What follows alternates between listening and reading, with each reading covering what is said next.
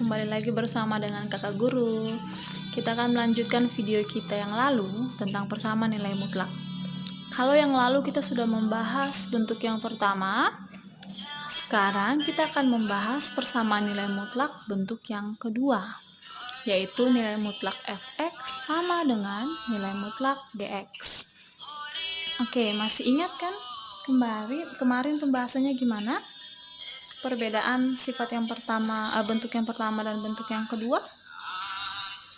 Bentuk yang pertama itu ciri-cirinya ruas yang sebelah kanan merupakan konstanta. Kalau bentuk yang kedua, ciri-cirinya kedua ruas merupakan bentuk mutlak, ada tanda mutlaknya di kedua ruas dan merupakan bentuk aljabar, ada variabelnya ya. Oke, jadi hari ini kita akan membahas bentuk umum yang kedua. Bentuk umum yang kedua ini kalau kita mau menyelesaikan soal, yang harus kita perhatikan ada dua hal. Untuk bentuk umum yang kedua, mutlak fx sama dengan nilai mutlak dx, harus selalu gunakan sifat nomor 1. Sifat nomor 1, masih ingat yang kemarin yang pada video yang lalu sudah kita bahas 5 sifat. Sifat yang pertama itu sudah ditulis ya. Sifat yang pertama, nilai mutlak dari x kuadrat itu sama dengan nilai mutlak x dikuadratkan dan sama juga dengan nilai x kuadrat. Itu yang selalu harus kita gunakan saat kita menyelesaikan soal persamaan nilai mutlak bentuk kedua. Dan selain sifat nomor 1, kita juga harus menguasai teknik pemfaktoran. Nah, untuk teknik pemfaktoran bagi adik-adik yang belum paham, belum menguasainya, bisa mengikuti di video kakak yang lain yang khusus tentang teknik pemfaktoran, oke? Jadi hari ini kita akan mengerjakan soal, kita akan berlatih khusus untuk persamaan nilai mutlak bentuk umum kedua. Oke, kita lanjut ya. Kita langsung masuk di contoh soal biar adik-adik langsung paham.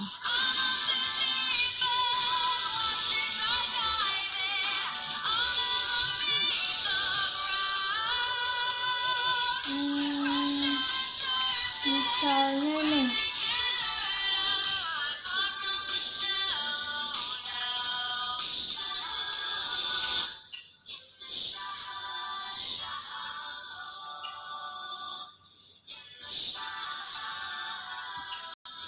tentukan HP.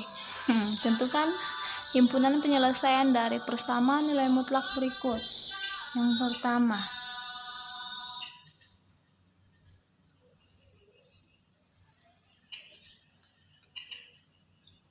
nah, variabelnya di sini adalah R. Lalu di kedua ruas kiri dan kanan ada tanda nilai mutlak. Otomatis ini merupakan bentuk umum yang kedua. Oke, menurut aturannya kita harus selalu menggunakan sifat nomor 1. Nah, sifat nomor 1 yang mana yang kita gunakan yaitu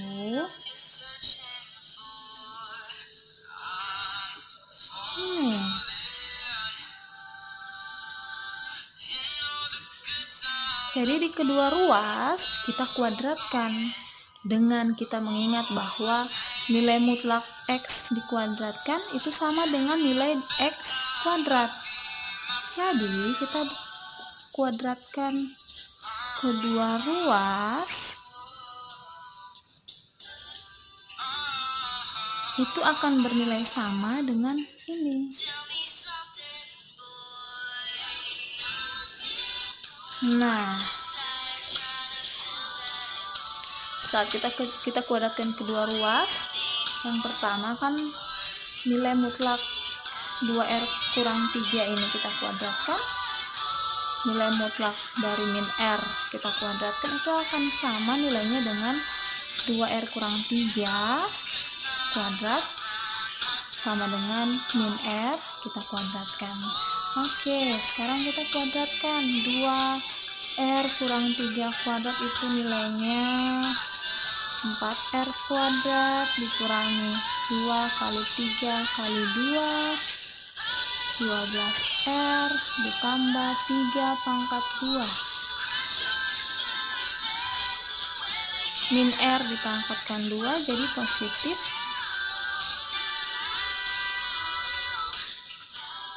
Oke, selanjutnya kita harus buat, karena kita mau menuju ke pemfaktoran, otomatis harus ruas kanan itu harus 0 ya. Nah, jadi kita kalau murid-murid biasa dibilang pindah ruas ya, pindah ruas R pangkat 2. Nah, atau gini, jadi ini kita harus buat jadi 0. Supaya jadi 0 kita harus kurangi, otomatis di sebelah sini juga kita harus kurangi dengan R pangkat 2. Jadi di sini kita kurangi R pangkat 2, sebelah kiri kurangi R pangkat 2, di sebelah kanan juga kurangi R pangkat 2. Tujuannya supaya di ruas kanan itu menjadi 0. Jadi 4R pangkat 2 kurangi R pangkat 2. Ya, yang ini tetap R pangkat 2 kurang R pangkat 2 jadi 0. Nah, jika kalian menemukan bentuk persamaan kuadrat di mana ruas kanannya 0, otomatis ini harus kita faktorkan. Ya, kita faktorkan. Tapi kita bisa lihat ini masih bisa disederhanakan. Kita bagi 3 dulu supaya lebih mudah. 3 bagi 3, 12 bagi 3, 9 bagi 3. 1, 4, 3. Nah, ini lebih mudah. Jadi sekarang kita faktorkan. Ini bentuk pemfaktoran A sama dengan 1 ya. Kalau kalian bingung, pelajari lagi di video kakak guru tentang teknik pemfaktoran A sama dengan 1. Jadi kita cari 2 angka dikali dapat 3, ditambah dapat min 4, yaitu min 3 dikali min 1. Min 3 kali min 1 itu 3, min 3 ditambah min 1 itu min 4. Ya, jadi R kurang 3, R kurang 1, sehingga R-nya kita mendapatkan nilainya positif 3 atau R-nya sama dengan 1. Ini yang namanya teknik pemfaktoran. Teknik pemfaktoran. Ingat, jika kalian belum paham tentang teknik pemfaktoran, silakan lihat video kakak yang lain ya, yang khusus tentang teknik pemfaktoran. Jadi kakak ulang nih, kakak guru ulang. Kita menggunakan sifat yang pertama, yaitu nilai mutlak X dikuadratkan, nilainya sama dengan X kuadrat. Sehingga kita harus kuadratkan kedua ruas.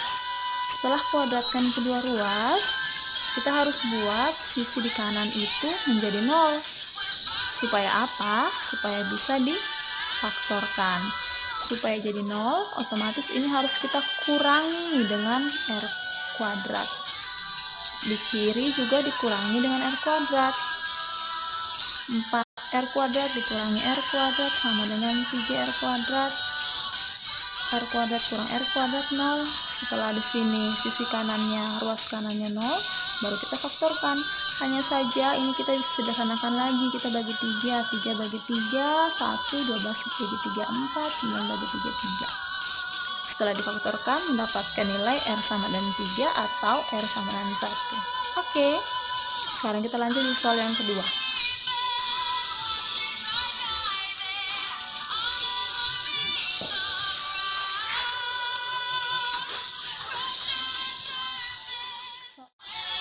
Oke, soal yang kedua, soalnya seperti ini.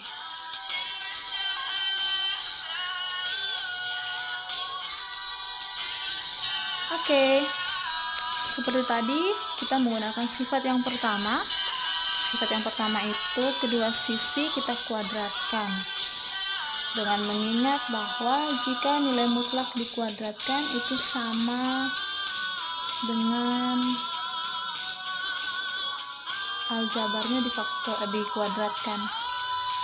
Nilai mutlak x kuadrat itu sama dengan nilai dari x kuadrat. Oke, kita kuadratkan. 5x pangkat 2 25x kuadrat. 5 kali min 3 kali 2 itu min 30x. Min 3 pangkat 2 plus 9. 3x pangkat 2 9x pangkat 2. 3x dikali 5 dikali 2 itu plus 30x. 5 pangkat 2 25. Oke, setelah menggunakan sifat yang pertama, kita mau faktorkan. Kalau kita mau faktorkan, otomatis ruas sebelah kanan harus kita buat menjadi 0. Kalau mau rubah menjadi 0 berarti kita harus kurangi dengan 9x kuadrat, kurangi dengan 30x, kurangi dengan 25 di kedua ruas. Oke. Jadi di kedua ruas kita kurangi dengan 9x kuadrat, kita kurangi dengan berapa tadi? 30x, dan kita kurangi dengan 25. Oke, kita tulis ya, kakak guru tulis baik-baik. Jadi 25x kuadrat dikurangi 9x kuadrat, terus min 30x kita kurangi dengan 30x, terus plus 9 ini kita kurangi dengan 25. Tujuannya supaya di ruas kanan menjadi 0 supaya bisa kita faktorkan. Oke, kita hitung. Ini menjadi 16x kuadrat min 60x min 16 sama dengan 0. Jika sudah sama dengan 0, kita bisa faktorkan. Tapi kita lihat kembali, ini kita bisa sederhanakan nih. Kita bagi dengan 4. Jadi 4x kuadrat dikurangi 15x dikurangi 4. Nah, ini baru bentuk yang paling sederhana. Sekarang kita kuadratkan. Ini bentuk pemfaktoran A tidak sama dengan 1. A tidak sama dengan 1 karena A-nya ini, A-nya 4. Berarti seperti cara yang sudah kakak guru jelaskan di video teknik pemfaktoran, kita pakai A kali C dulu. A dikali C, 4 dikali min 4, min 16. Nah, B-nya min 15. Jadi kita cari dua angka, kita kali mendapatkan min 16, kita jumlah mendapatkan min 15. Kira-kira angka apa ya yang dikali mendapatkan min 16 ditambah mendapatkan min 15? Iya, min 16 kali 1 dan min 16 tambah 1. Min 16 dikali 1 dapat min 16, min 16 tambah 1 dapatnya min. Ya, sekarang kita pakai ini ya, dua angka ini. Karena A-nya tidak sama dengan 1, kita tulisnya gini.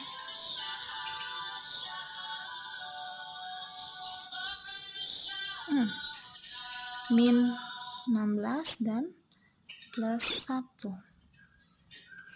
Oke, yang bisa bagi 4 yang sebelah sini ya. 4 bagi 4 1x, 16 bagi 4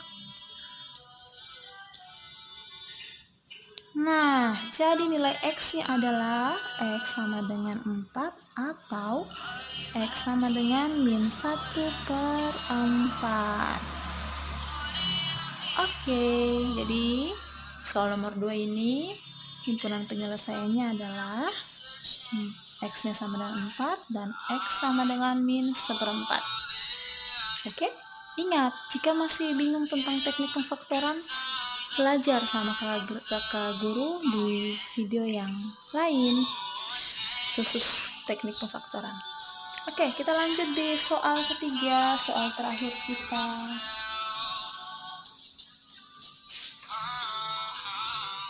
Soal ketiga kita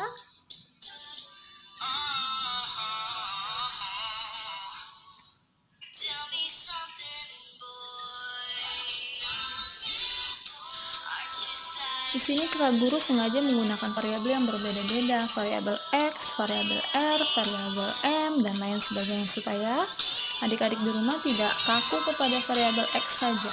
Jadi variabel itu sangat banyak, bisa A, bisa B, dan lain sebagainya ya.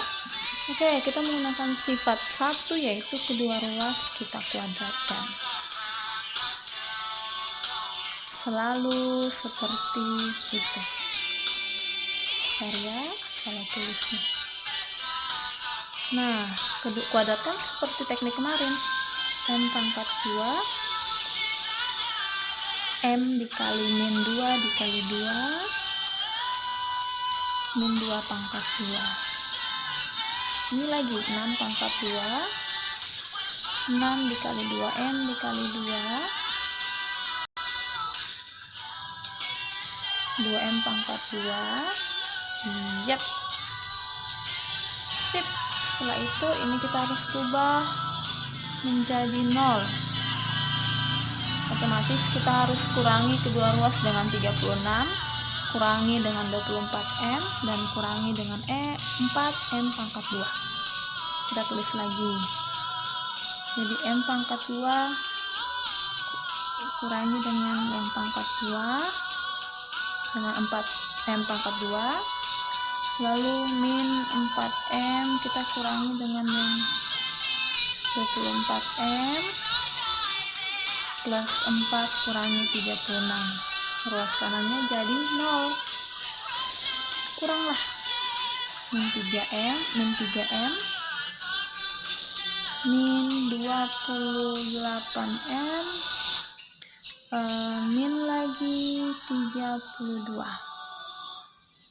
Oke, sampai sini paham. Selanjutnya kita faktorkan. Ini tidak bisa dibagi 3. Berarti tapi kita bagi dengan min 1 ya, dibagi dengan min 1.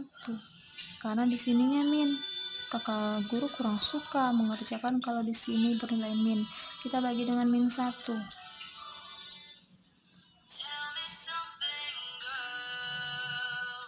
Oke, sekarang tinggal kita kerjakan. Ini pemfaktoran A tidak sama dengan 1. Jadi kita harus buat A kali C. 3 dikali 32 96. B nya 28. Kita cari dua angka, dikali dapat 96, ditambah dapat 28. Dua angka dikali dapat 96, ditambah dapat 28. Jadi angka itu adalah 24. Coba ya, 24 dikali 4. Jadi angkanya adalah 24 dikali 4 sama dengan 96. 24 ditambah 4 sama dengan 28. Oke, kita kerjakan. Berarti 3M